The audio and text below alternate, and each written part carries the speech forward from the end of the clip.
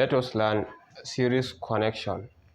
So when we have resistors connected end to end like this, end to end, the end of this resistor is connected to the end of the other resistor. This kind of connection we call it series connection. And when you have a series connection, the same current flows through each resistor. When you connected resistors in series, meaning end to end, the same current flows through each resistor.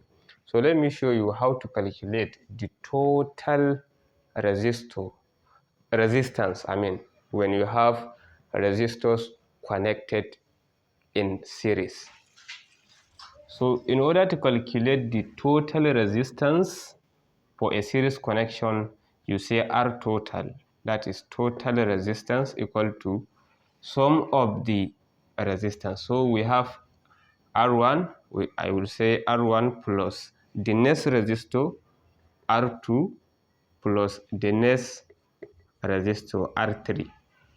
Even if there are more than 3, you will continue summing them until the end. So this is how to calculate the total resistance when you have resistors connected in series. So now let's take an example.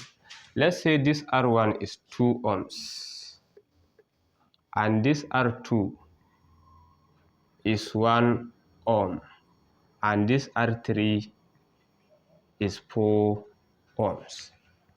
And you are asked to calculate the total resistance of this circuit. First, you have to remember that these resistors are connected in series end to end. So you have to use this formula that we just write. You will say R total equals to R1 plus R2 plus R3. So R total equals to the value of R1 is the value of the first resistor, which is 2 ohms. 2 plus R2 is the value of the second resistor, which is 1 ohm, plus R3, the value of the third resistor, which is 4. So you sum them. R total equals to 2 plus 1 plus 4 will give you 7 ohms. So this is how to calculate the total resistance when you have resistors connected in series. In the next video, I'm going to explain to you guys how to calculate the total resistance when you have resistors connected in parallel.